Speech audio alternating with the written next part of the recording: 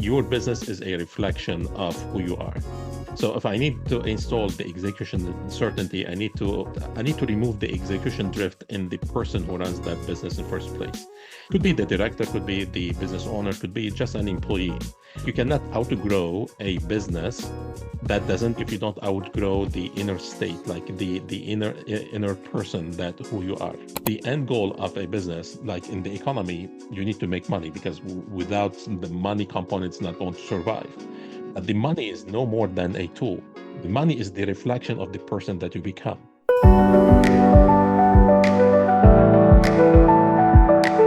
Hi, Georges Hanna. How are you? Very good. How are you today? Good. Welcome to the Business Leader Podcast, and I'm very excited to be telling your story today. So, as we get started, you are living in Florida right now, and you ended up in Florida, sunny Florida, by way of snowy Nova Scotia, Halifax, Nova Scotia. At the moment, you happen to be in Halifax because you go back and forth, but you arrived in Nova Scotia by way of Lebanon. So you've been hopscotching around the globe, sir, and we're happy to have you here in Florida, you and your family. But yeah, you have been a foreign-born entrepreneur and have figured out how to navigate all of that as a business owner. And there are so many great immigrant stories. History is full of them who come to America. I imagine these stories are in other countries too, but I don't know them because I live here. But they've learned to trade and they set up shop here because it's what they know how to do. And 100 years later, you have these generations that have been in that business. But it is extra levels of difficulty to do this in a foreign language, in a foreign country. And you can help people do that. You help all kinds of business owners, but you also give back to some of the foreign born ones because you know there needs a little be some extra leverage there because those it's a higher level of difficulty. It's hard enough born in the country, born as an English speaker. But okay, so as you are the consultant and trainer, the founder of Smart Income Lifestyle, I wanted to say it right. I was tempted to say Sweet Income Lifestyle, but that It's a is what it sweet is once business, you yes. figure it out. It's a Sweet Lifestyle is the actual name. And Liz, our editor in a foreign country in Vietnam, is going to make sure that we have your YouTube channel and your LinkedIn and your website, all the information to get a hold of you in the notes below. So everybody go check that. But there's a couple of things when you sit down with a business owner for the first time, you look for how to remove execution drift. Do you want to describe that to me when someone is planning to go here? It's over here right now. Do you want to explain execution drift? Absolutely. The most common problem with every single business, either solopreneur or even big corporations, is the execution drift, meaning that people they think they are going in certain direction and they start to drift here and there and start sometimes they think they are pivoting or they are innovating, but they are going off the direction that they should be going on. And usually most businesses they struggle with the execution drift because they have no clear system and there is no clear decision making inside the Mm-hmm. company. So they think there is a leadership and that we know how the decisions are being made, but you can see the trap is all it goes all back to the owner of the business or the director or the manager or supervisor. So you can see wherever you see the team, they are holding themselves back from making any decision. So they need the approval of their supervisor or the business owner or the director on every single detail. Now we Mm-hmm. start to know like there's something wrong going on with the decision making, with the system, with the whole operation that is being set in that business. So execution drift, when it becomes a problem, like the problem started maybe years back or months back. So when you start to see the execution drift, it's not just happening today. It's been happening for a while before that. So what I suggest, like every single business, what you need to do, start to look at, like you should not be the center of everything. Because sometimes we like it, it's ego, like everybody calls me and everybody cannot do anything without I'm me. the big So boss, in case you're yeah, wondering. I'm the big boss. Yeah. Yeah, it feels good for a while, especially at the beginning. But if it gets like too long, now it exhausts your resources as the person, as the business owner or the director of a company, and doesn't add any value to the team because like now you are hiring people, you are hiring smart people, and you are holding them back, not doing what they've been hired to do in first place. I love that perspective. When you hire people, you discover that payroll is your single biggest cost, single biggest asset that you invest in every month when you meet payroll is the people. And so Right. why are you not maximizing that investment by Right. really growing those people and having them help you grow your business? But it's hard to let go. And we want people to arrive at the same conclusions we would arrive at. Okay, be a mini me, and you be a mini me, and you also be a mini me. When they are Copy, copy, themselves, copy. they're not clones. They might have No, yes. another idea. And that investment in those people pays such dividends, but you have to learn to do it. Maybe working with someone like you that says, this person is obviously good at these things. Why not let them run that? And you turn your attention over here, controlling costs or getting new relationships or looking at multiple vendors or whatever the other components are of the business. Once you've identified and corrected for execution drift, you go to the installation of execution certainty. So these are business processes, systems that are just rinse and repeatable. So not only is it countable in terms of the work product, wherever you're delivering whatever it is you're doing, they're getting a consistent result from you also. So do you want to talk about that next phase of installing execution certainty? Definitely. Like execution certainty is based on something this is my formula. Your business is a reflection of who you are. So if I need to install the execution certainty, I need to remove the execution drift in the person who runs that business in first place. Could be Mhm. the director, could be the business owner, could be just an employee. You cannot outgrow a business that doesn't if you don't outgrow the inner state, like the inner person that who you are The in first shift place. happens here before it happens out here. So if I have past traumas, if I have something I inherited from my school, from my parents, Mhm, I cannot surpass that until I recognize I have those in first place. mhm, I need to work to develop something that mhm, is going to put me more into the growth path rather than those mental models or negative emotions or negative programming that they are holding me back not to do what I'm going to do. So the execution certainty it goes into how I can take the knowledge of the business owner, for instance, and I need to project that into a system or a process or in a way that not only the business owner is the only person inside the company who can do that process or that system or that task, but whoever hold that task or that process or that system, they can do it at the same quality of that business owner. So the certainty start with projecting the knowledge of the people who work inside the business at any level of leadership. And I tell everybody, if you are an admin in a company, you are a leader. If you are the executive director, you are a leader. You are mhm, a leader always in the position that you are in.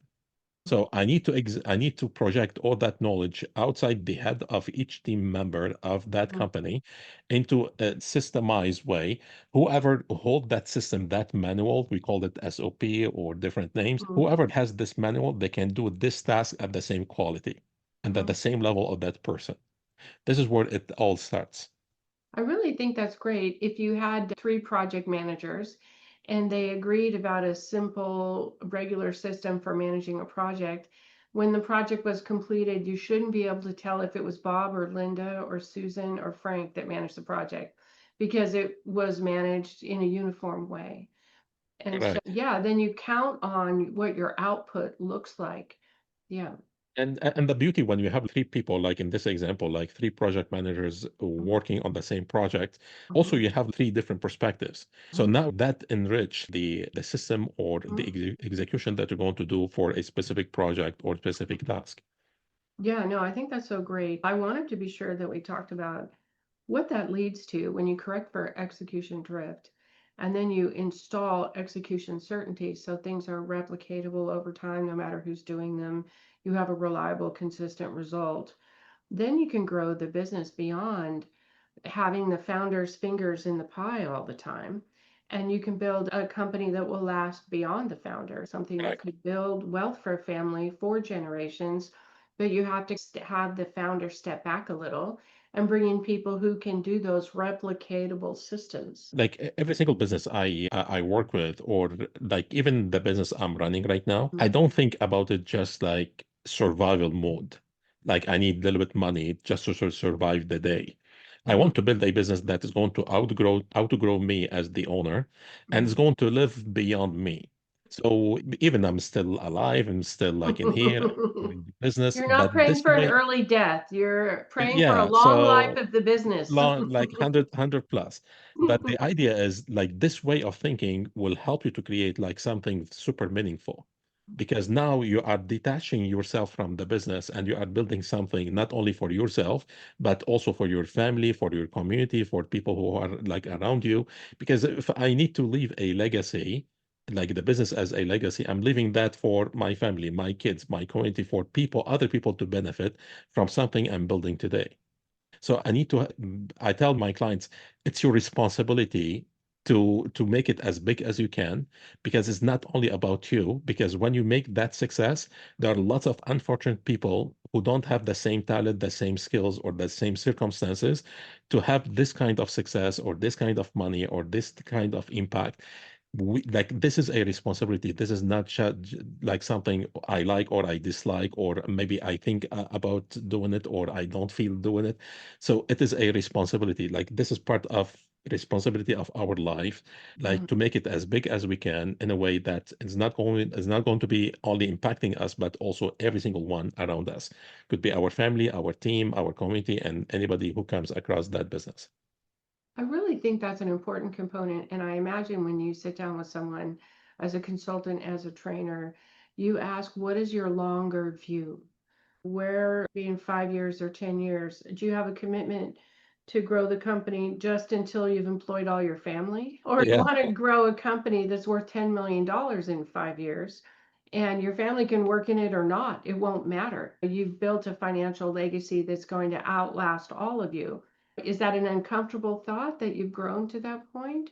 Or are you just looking at full employment for the people you care about and it's enough money to give the kids a house? What is the goal? Because there are growth constraints if they don't have a bigger vision. So, how do you talk with people about what is the vision of the company in 5 years or 10 years? You'll be surprised. The most common question I ask all, like every single client, every single person I work with is, what is your goal in your life? And most people, they have no clue. I Like haven't they got say, that far. like, I'm still yeah, working on it. yeah, I'm doing this or I'm doing that. Or they like sometimes they talk about their jobs, or like it's always something random. Not like it's like people, they don't have clarity on the ultimate goal, on the ultimate purpose of why they exist in first place. And if business is the reflection of what you do, the business is just an extension of anything that you do in life. So if that extension, that reflection is a reflection of something not clear, you can imagine what kind of business they're going to build. How This do you is, make good choices aligned with yes, what values, with where are you going? Yeah, it's a little hard to give directional choices when we haven't first established the direction. yeah. And this is why, like, you find a lot of rich people who are making lots of money and they feel empty. They say, like, we are getting everything material that we want, but still, like, we are not having this deep joy. Like, we don't have this kind of The new car has inner six new peace. buttons on the dashboard. Kind But of same yeah, with the old so car without the new buttons. It's kind uh, of, it still gets me to the market. Yeah. the first thing we need to clarify is the purpose of what I want to achieve in this life. I consider my life as an assignment. Like I'm Mhm. here for a certain duty in this life. I Mhm. came with nothing, and I'm going to leave this life Better with than you found nothing. it. So in Mhm. between, like what is my assignment? What is that thing I need to create based on my talent, based on my ability, based on my skills, Mhm. based on the connections? This podcast is like everything start to build with each other to allow me to do what I'm supposed to do. So Mhm. I see my life as an assignment. I say, all right, like the business I'm going to create is going to match the purpose or the goal that I want to create in my life. And Mhm. like this is what I ask everybody to start to reflect. reflect on your life, be super clear on what you want to achieve, what is your purpose, and let your business becomes the extension or the reflection of that. So Mhm. if I want to make money and I'm able to make money right now, the money I'm making, I'm going to maybe reinvest that in certain projects, or I'm going to help other people, or I'm going to give to charities, or I'm going to do this and that. So now you have clarity on every single aspect when you start running that business, how to execute every single aspect of that business that you want to create. So business becomes easy when you are clear on your goals, on your personal goals, on the purpose of your life. Because the end goal of a business, like in the economy, you need to make money because Mhm. without the money component, it's not going to survive. But the Mhm. money is no more than a tool. The money is the reflection of the person that you become. So if I'm greedy, the money is going to make me greedier. If I'm a good person, it's going to make me better person. Mhm. If I'm a person of who can help other people, the money is going to allow me to Mhm. impact more lives. This is the way I look at things, and this is the way I start working with the clients. Define the purpose of and the goal of your life, and then your Mhm. business goal, like what you want to achieve with the business, is an extension. The business is a tool to allow you to achieve what you want to achieve. I really love that. We talked about your kind of four-part system, and the one connects to the other. It's like the dominoes falling in turn to systematize the business so you have this execution certainty, to assetize the business so that you think this business is worth something, that if I decided to, I could sell it and then put money in the bank and then do something else, help my family, create a foundation, whatever it is. It's now become sellable. It has recognized market value to other businesses. You've created an asset, not just a company. And then in these priorities that have developed over the development of the business, what do I want to do with the rest of my life? What do I want to do with this money that I'm making beyond what it costs for us to live? And then finally, in that enterprise, you see a chance to make a mark in the world. Yeah, And correct. that succession is pretty exciting as you take people through it. There are other steps that kind of come up organically, like mindset, like thinking outside of the box. And I love your case study about the Indian Spice Company. Yep. And this was a shift in mindset. This was a little bit of thinking outside the box. And sometimes you really need outside eyes to come in and look and say, but it could be this. And oh, I only ever look at it this way for years. Just, yeah, different angle. Yeah. So share with us a little bit about the Indian Spice Company. It's a business that, first of all, needs a supply chain from around the world for where the best turmeric and other things come from.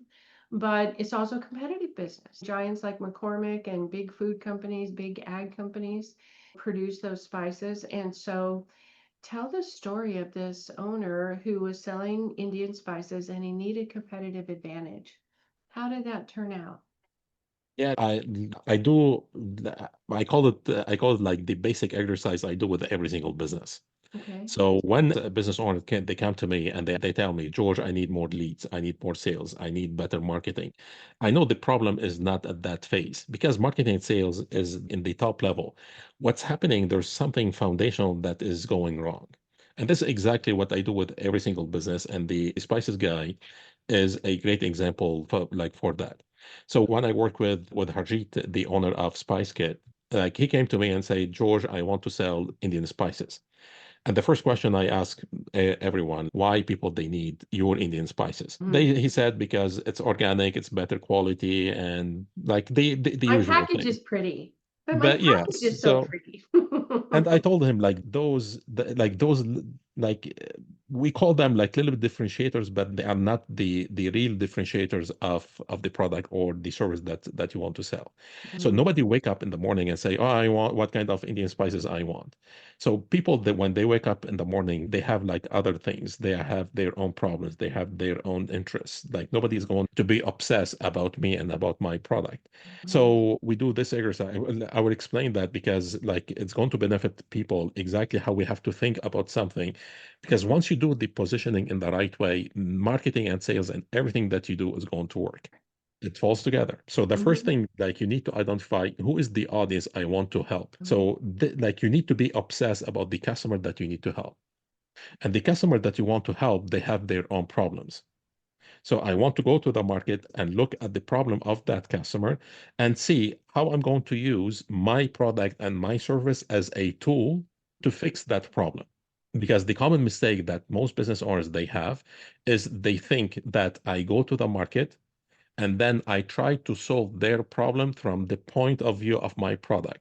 This is the wrong thinking. Mhm. Instead, go to the market and see what are the biggest problem this audience are having and how Mhm. I'm going to use my product and my service as a tool to fix Mhm. that problem. So this is the I'm example of the solving spice a kit. client's problem, a customer's problem. Mhm. Exactly. So for instance, when you call a plumber to your house, the plumber knock on the door and you open the door and say, "Oh my goodness, you have very nice toolkit. Let me pay you $500." Those are the Nobody does best overalls I've ever seen. Nobody does that. So the plumber, they like he or she uses their own tools, and based on that, you pay them afterwards. Exactly how would you have to think about your business, and this is Mhm. exactly what we did with the Spice Kit.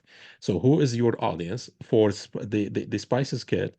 Their audience, they were professional services. Why? Because they were selling at the farmers market. Everybody around the farmers market, they have jobs like companies, professionals, like this is the environment. So I said, what is the biggest problem of the professional services when they wake up in the morning? Nobody wakes up in the morning. If you have 9 to 5 job, you don't wake up in the morning thinking about the spices. Mhm. But what is their problem in the domain I can help them with? So for instance, for him, like he's selling spices, this is food, and he Mhm. has experience in cooking. So let's think about a big problem this audience may have in cooking, eating, something like that. And we discovered that people who have a 9 to 5 job, the biggest problem they have, they want to eat healthy and delicious meal every single day. But the biggest problem is they don't have time. Like Mhm. nobody has time every single day, 2, 3 hours to cook a healthy and delicious meal. And the most important, most people, they don't have skills to cook. Like Mhm. I love to eat, but I have no skill to cook. That's right. I have And a microwave, and yeah, that's how I that eat. works. I have That works. DoorDash and a microwave. This is how I Yeah. eat. So that was the problem we wanted to solve with the spices. So instead of saying we have better spices, he went and he developed at that time 30 plus recipes. Every single recipe is a mix of spice he already mixed. And every single recipe is good to cook a healthy and delicious meal in less than 20 minutes. Wow. And that was the selling point. Like you Mhm. can see people rushing from offices. Nobody is reading the spices, the ingredients. Everybody is reading the recipe, right? Okay, So, I have tomatoes, I need celery, we have rice, I also need an onion. I'm good to go. and good to go. And the most important is in 20 minutes and less. So Mhm. no experience in cooking. You don't have time. You are covered. And the most important is healthy and delicious, like Mhm. delicious meal. And the most important, like the prices of that spice kit at that time, it was $5. Right now, I think it's $7 or something. Mhm. But $5 and it's good for 4 meals. Wow. So imagine, like, if you want to eat healthy every single day, it's going to cost you between $10 to $20. Like, this is the minimum budget. Oh, of course. If you, yeah, like McDonald's right now, it's like costs $16 per meal, Mhm, mhm, $10. It's super expensive. If I need to eat healthy and delicious meal a couple times a day, like for the whole week, it's going to cost me like a couple $100 a week. mhm, So if I live on that budget as a professional, like mhm, I need something that literally can satisfy my need and it's mhm, on the budget that I can afford. mhm. So now not only I'm solving the problem of the market, but I'm giving them more value than the transaction they're going to do with me. And this is why this Spice Kit, like in less than 24 months, in the Mhm. farmers market, just selling 3 days a week, they were Mhm. able to surpass the $1 million in revenue. Wow. Well, So if you the go to, positioning of that and just looking at that product a different way. It's yeah, not I sell great spices, compare my spices to other spices. no, It's I've solved your need. 20 right. minutes, a healthy meal, and there you can do that 3 more times after you've opened this package, right? So, Quality is not something that you advertise anymore. mhm, Like you should have quality product. You should have quality service. Like mhm, people, it's they exhibit. expect the best quality they should get Mhm. from you. This is not something that you advertise. It Yeah. is something they expect. It should be in there. There's also a public conversation about how to stop eating so much processed food, how to be able to cook at home. And Yeah. people lack basic, fundamental cooking ability. And it Right. used to be taught in schools. You used to know how to change the oil in your car, and it was taught in auto shop in schools, and all of that is gone. And so we have maybe a generation or two who are just now figuring out, if I make some of this stuff at home, not only is it better for my health, it's better for my wallet.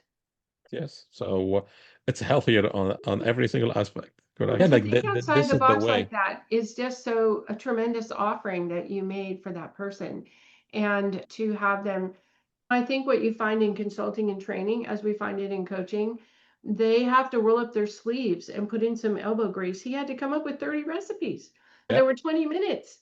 And for people who don't know what they're doing. So you don't know what you're doing. It's 20 minutes. It's this packet and maybe some simple food items, maybe also at the farmer market stands that you just walked past. And now you have a healthy meal at home. That took some engineering on his part. Yeah, the problem is most people, most business owners, they focus on the product. They don't focus on the transformation of the person they want to help. People, they are not looking for the solution for the problem that you think they have Mhm, because your product solve a certain problem. This is not what people are looking for. They have mhm, their own problems and they need a transformation for that problem. If I live on a budget, I don't have time to cook. This kind of transformation I need. I mhm, need to have that satisfied so I can focus on other things. Like the same, I work with another lady. She has a dancing performance agency, and mhm, she came and she said, George, I cannot sell. We need more. Like she's focused on the schools. All mhm, what we did the transformation in the message because she already been doing that. So the mhm, business is African dance and drums and like mhm, this kind of dancing performance. I said, who is your audience? She said, student at school. I said, students, do they go to school to dance? She said, no.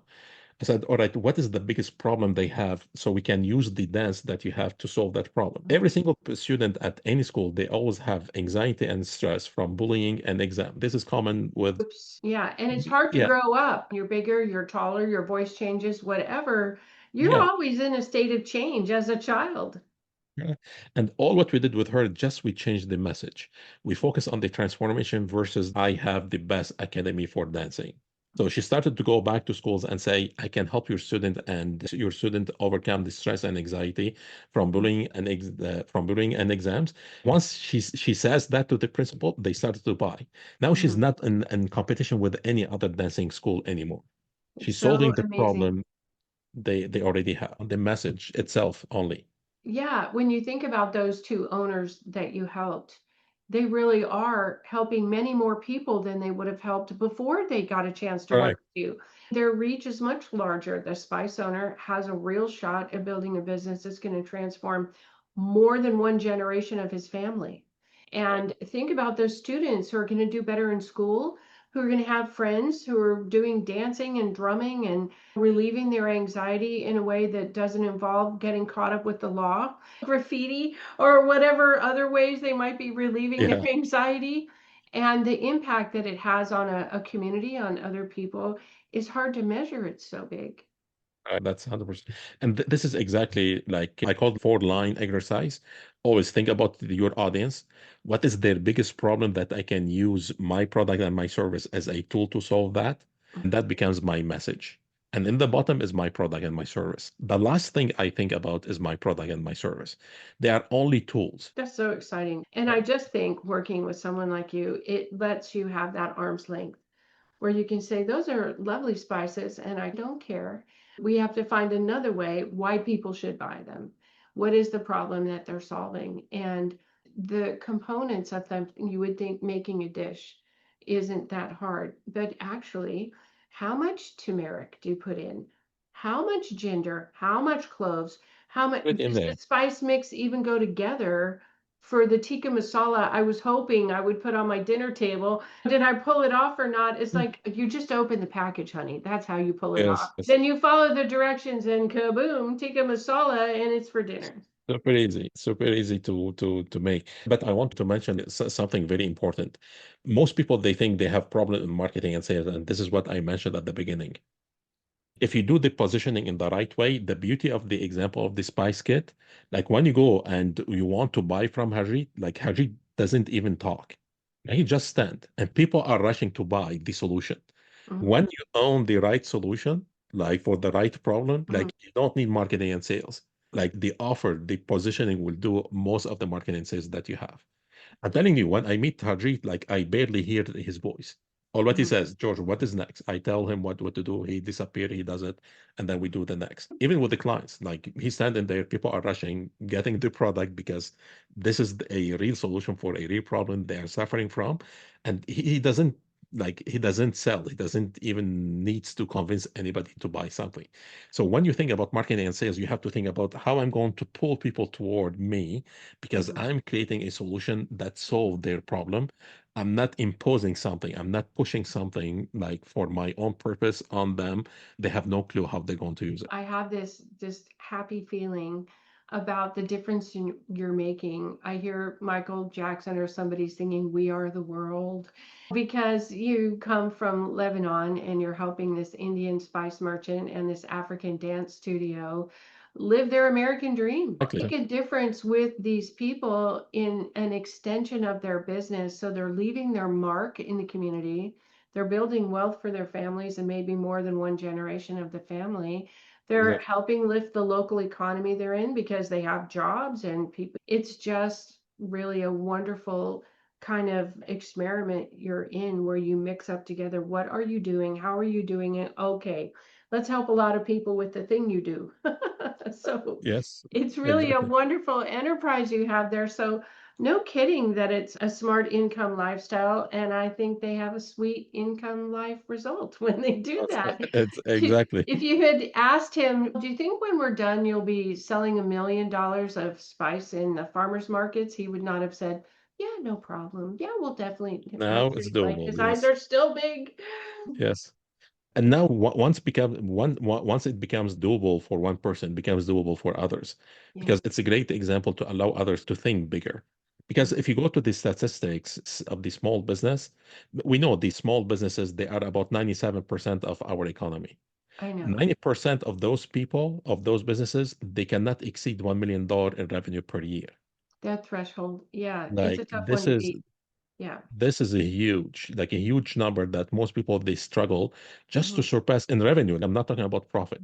Most people they are just creating kind of stressful job. They are not creating the enterprise value. They are not creating the business as an asset. They are not creating the right profit. They are not creating the right system in a place. It's So replicatable. They haven't identified the customer in a way that the customer can easily access and yeah, apply what their gift is. I don't know if you know this phrase, but there's kind of a hip phrase that's called, do you understand the assignment? Or right. they say, she understands the assignment. Shores, you understand your assignment. Uh, You are making a business that makes a difference for other businesses, that make a difference for people in their community, generations of their family. Georges understands his assignment. I love that. Thank you so You're much. doing But good work in the world. I'm so happy to tell people about you. Okay, so everybody down below, you'll find George, how to get a hold of him, how to see him on YouTube. And if you'd like to earn $1 million in your business, he might be worth a call. So let's do reach it. out to him. Wonderful to have you. Thanks everybody for joining us, and we'll see you all next time. Thank you so much.